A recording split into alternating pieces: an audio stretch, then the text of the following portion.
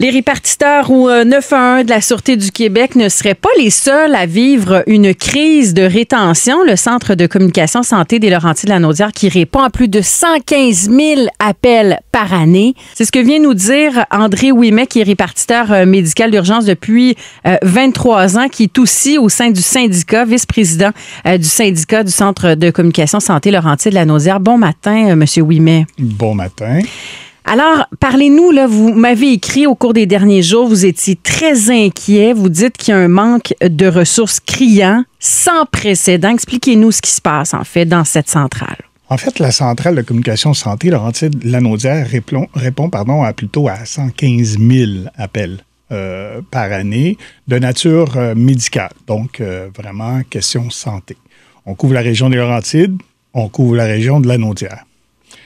Depuis la COVID, on le voit, puis je pense dans plusieurs domaines, il y a un manque criant de ressources, il y a un manque criant de personnel. Au CCS, on ne fait pas à part des autres secteurs d'activité, on a un manque criant de ressources. C'est comme ça pour les Laurentides, c'est aussi comme ça pour la Montérégie, pour l'Outaouais, pour Trois-Rivières.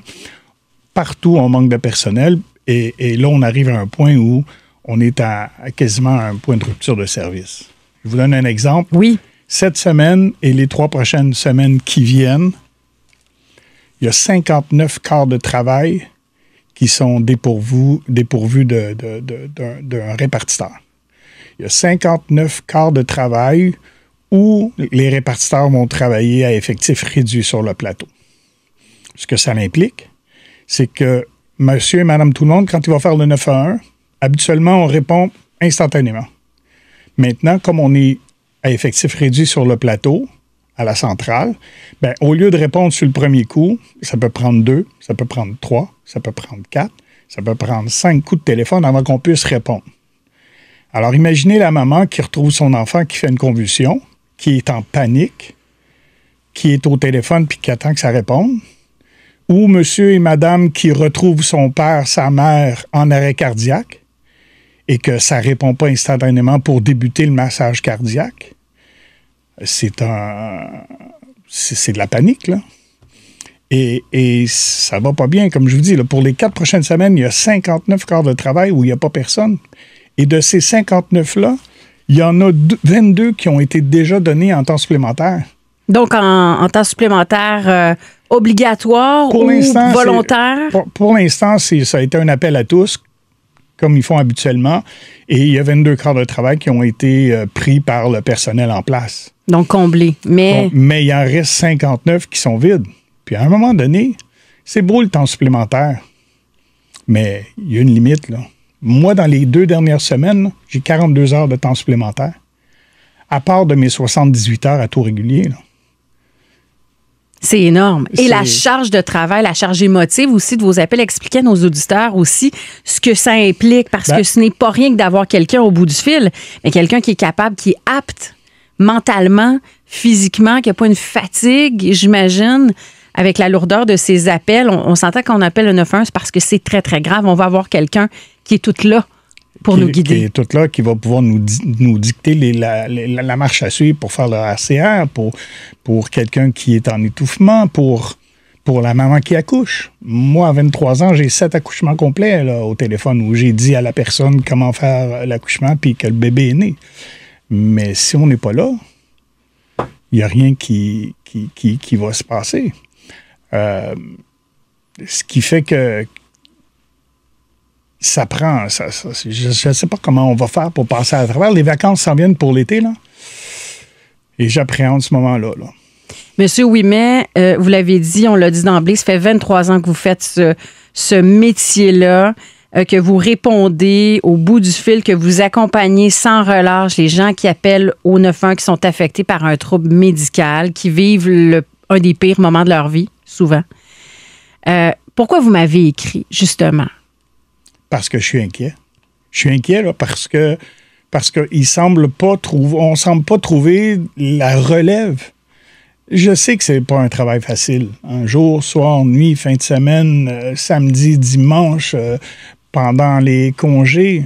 Mais il faut être là. Il faut être là pour répondre à la population qui ont besoin d'aide.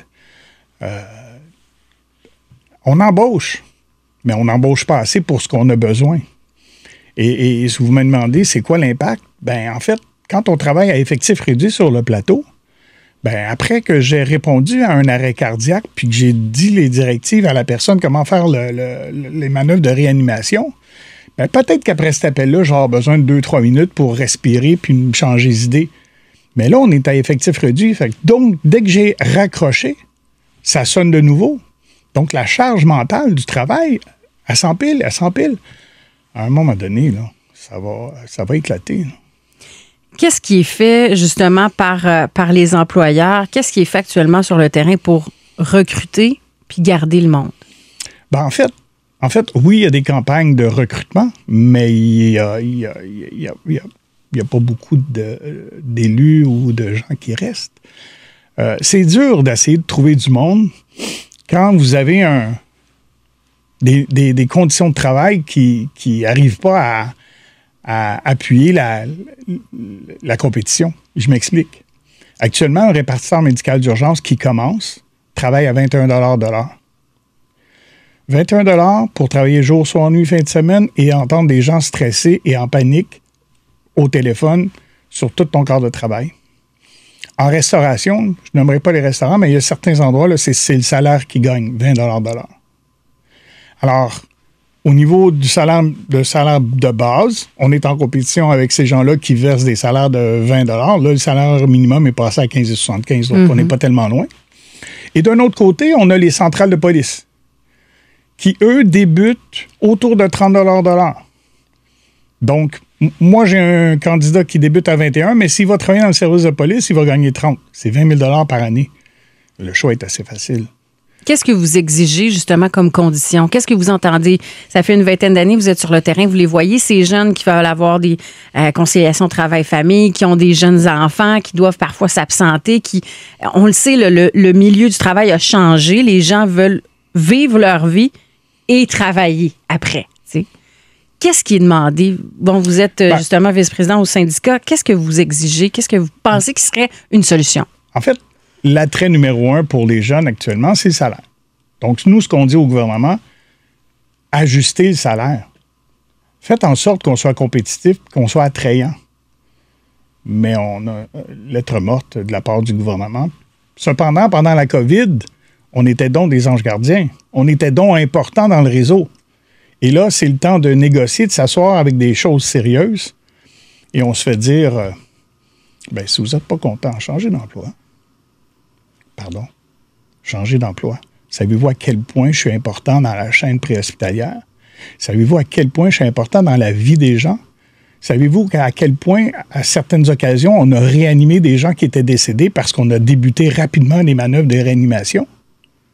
Alors, ce qu'on dit au gouvernement, je ne veux pas une augmentation de salaire, je veux un ajustement de salaire pour que je sois compétitif avec le milieu municipal. En ce qui a trait les autres conditions, le syndicat a quand même allégé certaines clauses pour justement permettre la conciliation travail-famille. Exemple. Réduire les disponibilités de fin de semaine. Mais il faut comprendre que les jeunes aujourd'hui, comme vous dites, c'est salaire. En fait, salaire, c'est dépenses personnelles, hein, les voitures, les cellulaires. Et après ça, c'est la vie sociale et le temps qui reste, le travail. Alors, peut-être qu'eux ont compris que c'est le temps de profiter de la vie pendant qu'on peut, alors que nous, on passait notre temps à travailler. Pour dire on va vivre plus tard. Oui. Est-ce que justement, vous êtes, M. Ouimet, ce matin en train de me parler de cette crise-là qui est en cours, là. C'est pas celle qui s'en vient, On est dedans. On est dedans. Je parle souvent des infirmières, des préposés aux bénéficiaires, des paramédics. Il semble vraiment y avoir un problème à la première ligne. Est-ce que, selon vous, c'est parce que on n'arrive pas, non, on le comprend, à garder ces gens-là, mais à peut-être vendre le métier? Parce que si vous êtes là, M. Ouimet, devant moi, à venir parler de ce problème-là, à venir exprimer vos inquiétudes à notre micro, j'imagine c'est parce que vous y croyez, puis vous voulez que ça change. Ah, tout à fait, parce que, comme je vous dis, on est la première personne à qui la personne en panique va parler. Donc, je joue un rôle important dans la survie des patients. Alors, moi, d'assister une maman qui va accoucher ou de débuter des manœuvres de réanimation pour essayer de réanimer un patient, quand je sais que le patient est réanimé, mais je me dis, j'ai fait la différence dans la vie de ces gens-là. Et on a un rôle important. Est-ce que c'est une question d'éducation, dans le sens où, oui, sur les bancs d'école, mais même dans la population en général? Vous, par exemple, dans votre famille, est-ce qu'il y en a qui, même malgré le fait que ça fait 23 ans que vous faites ça, comprennent pas encore tout à fait? Ah, tout à fait. Oui, tout à fait. Travail. Les gens on est cachés. Hein? On est dans un bureau, on est au bout du téléphone. Donc, on est un peu méconnus. Les gens ne connaissent pas le fonctionnement du 911. Hein? Parce que, je vous donne un exemple, à Saint-Jérôme, vous voulez une ambulance, quand vous faites le 911, bien, c'est le service de police qui va répondre en premier. Et quand c'est d'ordre médical, bascule l'appel au centre de communication santé qui, eux, sont formés pour vous donner des directives médicales. Alors, mais tout le fonctionnement est méconnu de la population. Puis on n'est pas beaucoup, là. Au Québec, on est, selon les dernières données que j'ai lues, on est à peine 450. On est un petit groupe au Québec, répartis à travers une dizaine de centrales à travers la province. Donc, on est vraiment là. Et quand vous raccrochez, on n'a pas de... Il n'y a pas de suivi. Pas de suivi. Donc, souvent, on voit, merci aux paramédics. Mais au début, là, la première personne à qui vous avez parlé quand vous étiez en panique, là, c'est le répartiteur du 911. Donc, cette voix qui a pu être rassurante, qui a pu justement vous guider au bout du fil. Est-ce que ça, il y a une partie de cette reconnaissance-là qui pourrait peut-être aider? En fait, oui, mais on vit tellement dans un rythme effréné que, comme je dis, là, on est à court de personnel. Fait que c'est un appel après l'autre. Puis, tout à fait. Mais c'est toujours agréable quand la plante te dit merci, quand l'appel se termine. Mais c'est pas la majorité des cas, là. Alors, quelle est la suite là, au cours des prochains jours, prochaines semaines? Évidemment, on va aller aux réactions avec ce dossier-là, mais quelle est la suite souhaitée là, rapidement, là, à court terme? Écoutez, demain encore, vendredi, il y a une rencontre avec le gouvernement pour la négociation de la convention collective qui est terminée depuis 2022. On va souhaiter avoir des offres intéressantes. En fait, c'est déjà demain la 5e ou 6e rencontre. Ça avance à pas de tortue, mais pour mettre fin au conflit, puis qu'on puisse procéder de l'avant, puis essayer de recruter des gens pour venir nous donner un coup de main. Là. Former des gens. Former, puis d'essayer de les garder, puis... On est formé où ici, dans la région? Un jeune qui nous écoute, qui disent « OK, moi, ça m'interpelle. J'aime ça. J'aime le côté urgent. J'aime ça aider les gens. J'ai un sang-froid. Tu sais, vraiment, je serais fait pour ça. » Il y a une formation qui est donnée au Collège Montmorency de répartition d'urgence. Donc, à Laval. À Laval. Mais au niveau médical, il n'y a pas de formation bien précise. Ce qui fait que tout le côté formation est donné à même la centrale. Alors, ça dure sur 3 semaines, puis après ça, pendant 6 mois où vous êtes suivi par des maîtres de stage. Tout se fait à Blainville. Est-ce que c'est rémunéré? Est-ce qu'il y aurait possibilité qu'il y ait ça? Là? Ben oui, tout à fait, c'est rémunéré là, au salaire en vigueur là, selon la convention. Là. Donc, ça aussi, peut-être que ça mériterait d'être davantage peut-être publicisé ou su par les jeunes ou par des gens qui veulent peut-être... changer de domaine. Oui, mais comme je vous dis, il y a beaucoup d'appelés, peu d'élus. Parce que c'est pas évident. Hein? Oui, mais à partir du moment où vous commencez à recevoir des appels, écouter des appels, c'est là que vous voyez si vous avez le sang-froid, l'attitude pour continuer dans cette branche-là. Comme je vous dis, il y a beaucoup d'appelés, mais peu d'élus. Là. En terminant, M. Ouimet, on n'aime pas le nommer, mais je pense que dans le cas qui nous occupe, il faut le faire. Est-ce qu'il y a eu des incidents, des décès parce qu'il n'y avait pas personne au bout du fil? Je ne croirais pas parce que je pense que les gens qui sont en place, mes collègues de travail, ont à cœur le bien, le souci du patient. Puis on fait tout en notre possible pour répondre rapidement. À ma mémoire, non. Mais c'est ce que vous craignez. Ben, en fait, ce que je crains, c'est que les délais, déjà à la base, à la prise d'appel, soient allongés parce qu'on manque de ressources. Évidemment, je ne peux pas passer à côté. Quand j'ai un répartiteur en face de moi, on se demande, puis j'imagine c'est ce que les auditeurs et auditrices se demandent, quels sont les appels qui vous ont le plus marqué, là? On dit 23 ans de carrière. Quels sont les appels dont vous vous souvenez encore? Écoutez, je vous mentirais si je vous disais que... Non, on recommence. Allez-y, il n'y a pas de problème.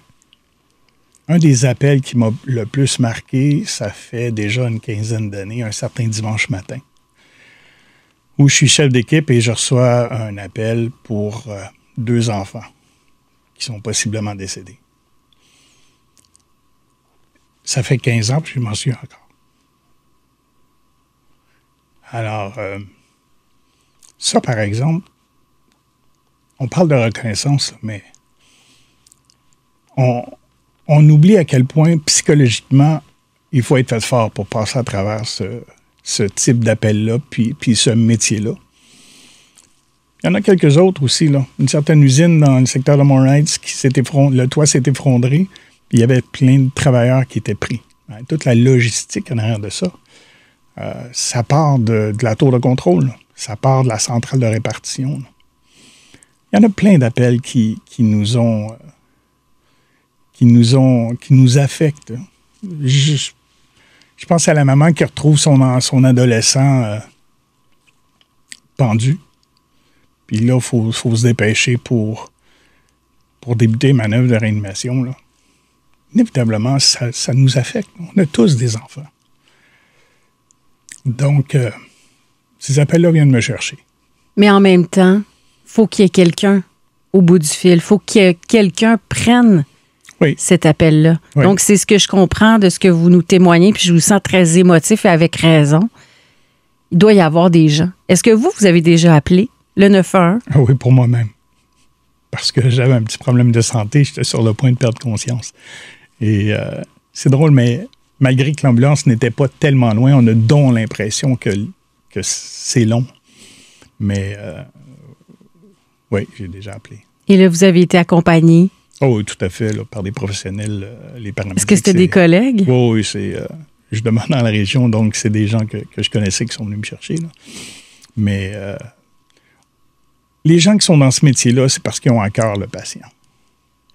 Les gens qui demeurent dans ce métier-là ou qui souvent décrochent, débarquent, c'est pas parce qu'ils n'aiment pas leur travail. C'est ce qui l'entoure qui les écrase, qui les étouffe, puis qui sont plus capables de manœuvrer dans ce système-là. Si vous aviez le ministre Christian Dubé devant vous, là, ici en studio, vous lui diriez quoi en terminant? Ben, si le souci du patient est sa priorité, je pense que les conditions de travail des répartiteurs médicaux d'urgence en devraient être une. C'est beau de se vanter avec des tableaux statistiques, mais je pense que les conditions de travail puis le bien-être psychologique de ces travailleurs est aussi, sinon plus important. André Ouimet, vice-président du syndicat des RMU du Centre de communication santé Laurentides-Lanaudière, merci d'être venu en studio ce matin. Ben, ça me fait plaisir.